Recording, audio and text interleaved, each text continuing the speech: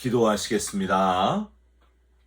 하나님 감사합니다. 새로운 날, 새 아침을 선물로 주신 것을 감사드립니다. 사람들이 다 잠들어 있는 시간에 가장 먼저 하나님과 만나는 이 기쁨을 우리의 호흡이 닿는 그날까지 놓치지 않는 깨어있는 그리스도인 되게 하여 주시옵소서. 오늘도 기도하다가 하나님의 살아있는 음성을 듣게 하시고 찬송하다가 하나님의 임재를 느끼게 하시며 말씀을 묵상함으로 새로운 영적인 무기를 갖추는, 그래서 살아있는 그리스도인으로 쓰임받게 하여 주시옵소서. 오늘도 우리와 함께해 주실 줄 믿사옵고 우리 기도에 응답하시는 예수 그리스도의 이름으로 기도하옵나이다. 아멘. 오늘 말씀은 욥기 27장 1절부터 12절까지의 말씀입니다. 욥이 또 풍자하여 이르되 나의 정당함을 물리치신 하나님, 나의 영혼을 괴롭게 하신 전능자의 사심을 두고 맹세하노니 나의 호흡이 아직 내 속에 완전히 있고 하나님의 숨결이 아직도 내 코에 있느니라. 결코 내 입술이 불의를 말하지 아니하며 내 혀가 거짓을 말하지 아니하리라. 나는 결코 너희를 옳다 하지 아니하겠고 내가 죽기 전에는 나의 온전함을 버리지 아니할 것이라. 내가 내 공의를 굳게 잡고 놓지 아니하리니 내 마음이 나의 생애를 비웃지 아니하리라. 나의 원수는 악인같이 되고 일어나 나를 치는 자는 불의한 자같이 되기를 원하노라. 불경건한 자가 이익을 얻었으나 하나님이 그의 영혼을 거두실 때에는 무슨 희망이 있으랴. 환난이 그에게 닥칠 때에 하나님이 어찌 그의 부르짖음을 들으시랴.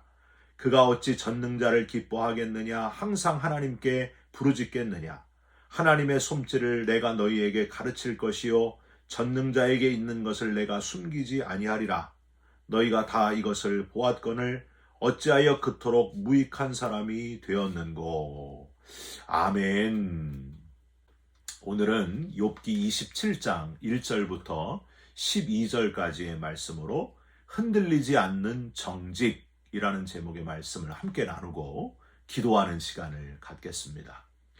여러분, 한국에 방문하시면은요, 일산의 통일전망대 근처를 찾아가시면은 헤이리라고 하는 예술인들의 마을을 찾으실 수 있을 겁니다. 거기 가면은 꼭 들르게 되는 한 폭의 그림 같은 아름다운 큰 찻집 겸 커피숍이 있는데 바로 프로방스라는 곳입니다.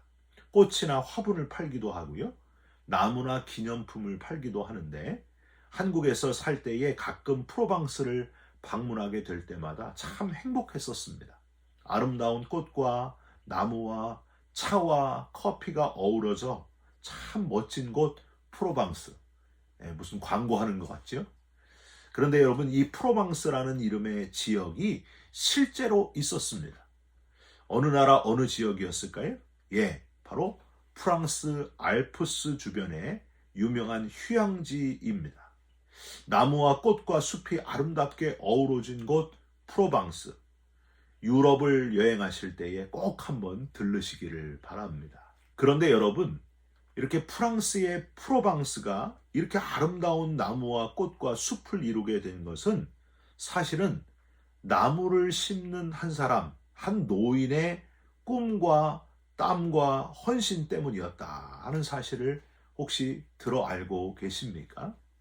1913년 즈음에 엘지아르 부피에라고 하는 한 노인이 프로방스 지역에서 홀로 큰 꿈을 마음에 품고 황량한 그곳에 나무를 심기 시작했습니다. 3년 동안 무려 10만 그루의 도토리나무와 자작나무를 심게 되었고요.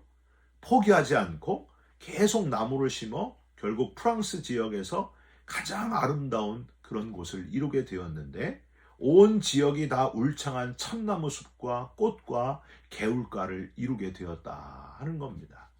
힘없는 한 노인 엘제아르 부피에의 오랜 꿈이 이루어지게 되었다 하는 거예요. 여러분, 얼마나 아름다운 이야기입니까? 저는 이런 생각이 들었어요. 얼마나 이 노인이 외로웠을까? 아무도 도와주지 않는데 이걸 꼭 해야 되나 하는 생각도 들었을 텐데, 노인은 그저 하루하루 오늘에 충실하면서 살았다고 하는 겁니다.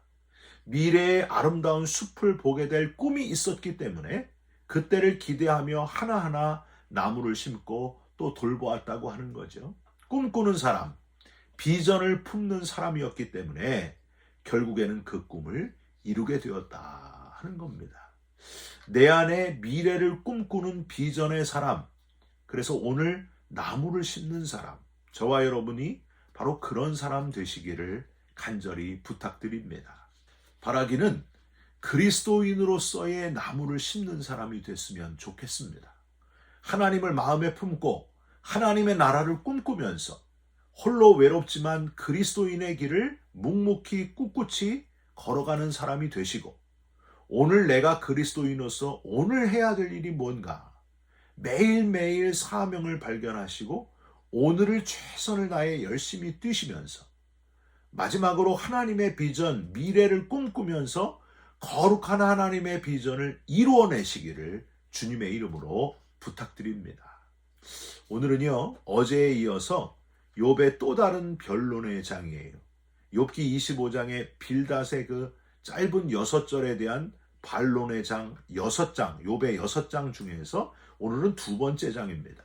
어제 26장 첫 번째 욥의 답변의 장에서는 참 잘도 도와주는구나, 참 잘도 하는구나 이런 표현으로 시작했던 욥의 변론이 하나님은 인간의 죽음 너머에 이르기까지 모든 자가 가는 스올까지도 하나님의 영향력이 미친다. 온 우주 만물을 지으시고 이끌어 가시는 하나님, 그 하나님을 누가 능히 헤아리랴, 이런 말씀을 함께 묵상하고 교훈을 얻을 수 있었습니다. 오늘은 어제하고는요 완전히 다른 변론의 태도예요. 하나님을 누가 능히 다 헤아리랴 하는 외적인 변론이 어제 26장의 변론이었다면 오늘은 내적인 변론이에요. 즉, 나는 이러이러하게 할 것이다. 너희들이 아무리 나를 정죄하고 세상이 나에게 뭐라고 비난해도 나는 분명히 이렇게 살 것이다 하는 결단, 욥의 아주 강한 결단의 표현이 나와 있습니다.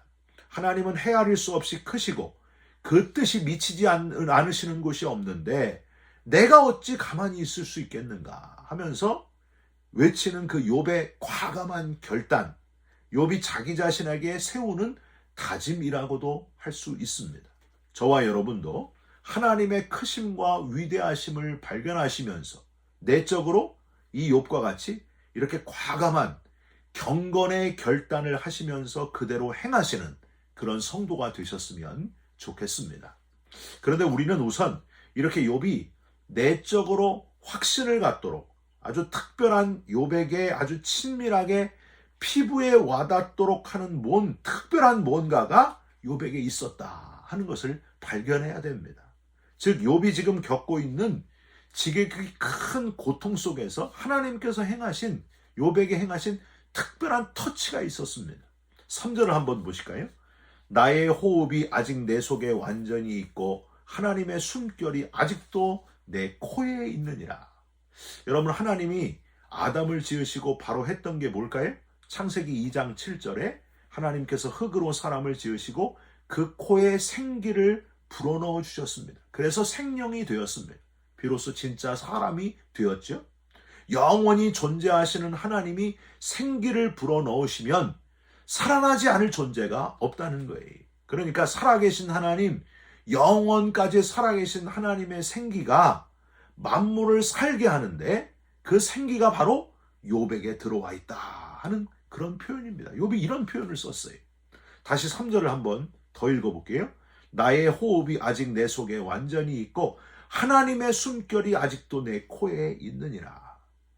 너무 큰 고통 속에서도 내 코에 느껴지는 하나님의 숨결, 그것 때문에 내가 살 수 있다는 거예요. 우리의 인생은 코끝에서 마지막 숨을 다 뱉고 나면은 인생이 다 끝나게 되는데, 지금 죽을 것 같지만 코끝에서 하나님의 숨결을 느끼며 감사한다는 거예요.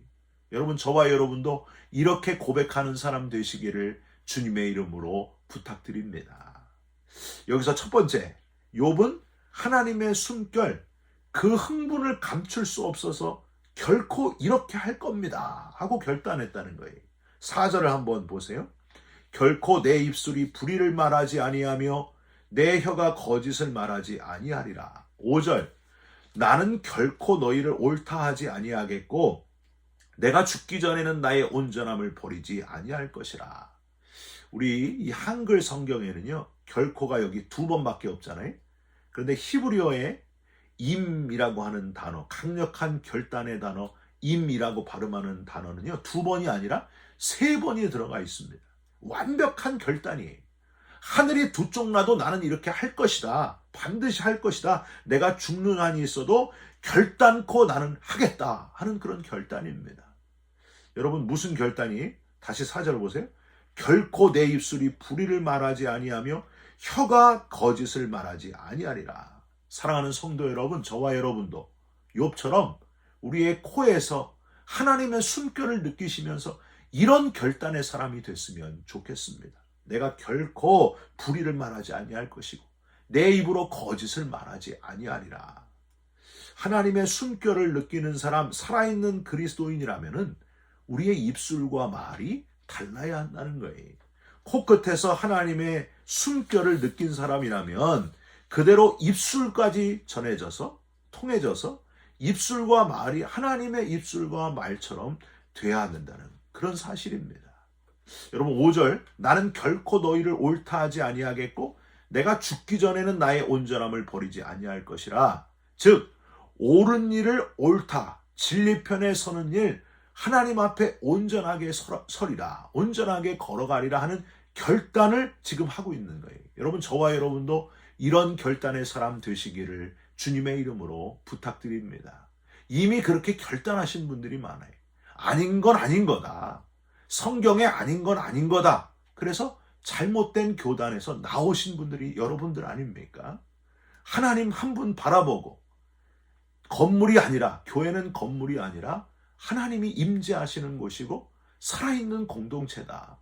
성경대로 살아가는 공동체다. 그래서 여러분 지금 결단하고 나오신 분들이 많지 않습니까?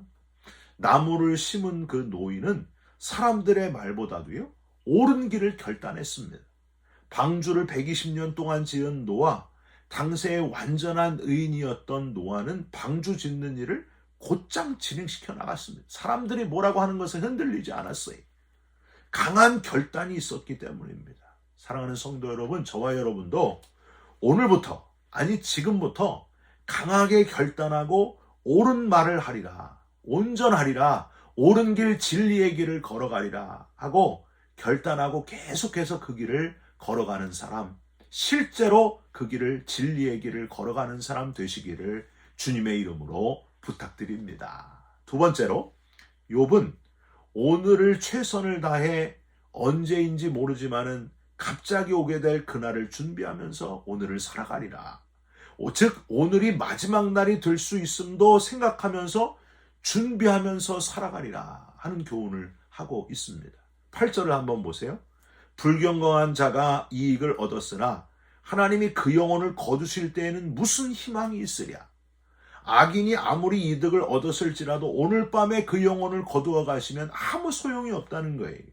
누가복음 12장 20절에 하나님은 이르시되 어리석은 자여 오늘 밤에 내 영혼을 도로 찾으리니 그러면 내 준비한 것이 누구의 것이 되겠느냐 말씀하셨습니다.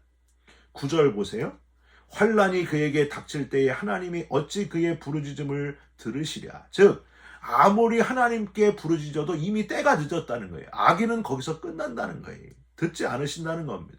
여러분 로마서에서 하나님이 주시는 가장 큰 벌은 때리심이 아니었습니다. 뭐였어요? 버려두심이었습니다. 내버려두심. 그게 하나님의 가장 큰 벌이었습니다. 무관심하시는 하나님.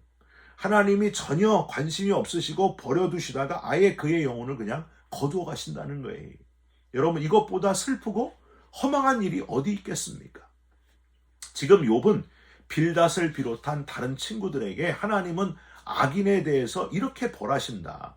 즉 너희들이 생각하는 대로 악한 자를 그냥 바로 벌 주시고 의인은 바로 복을 주시고 그러시는 게 아니고 하나님의 주권과 기한대로 악인은 내버려 두셨다가 어느 날 갑자기 그의 영혼 거두어 가시고 끝나고 의인도 너희 생각과 다르다. 날 봐라. 아무리 의인이어도 하나님의 주권과 하나님의 기한이 있는데 우리가 그걸 잘 모르지만은 갑작스럽게 고난이 올 수 있다. 바로 심판하시는 것, 바로 결정하시는 것이 아니라 하나님의 때가 있다는 거예요. 여러분 지금 그 교훈을 전하고 있습니다. 우리가 할 일은 뭔가? 오늘을 감사하면서 오늘을 최선을 다해 살아가는 거예요.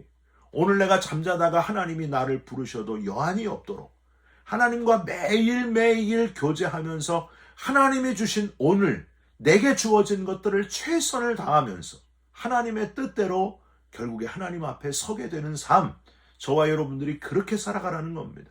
여러분 오늘을 최선을 다해 살아가시는 나무를 심은 한 노임처럼 주어진 하루에 최선을 다하는 저와 여러분의 하루가 되시기를 주님의 이름으로 부탁드립니다. 마지막으로 욥은 미래를 꿈꾸는 사람이었습니다. 11절을 한번 보실까요?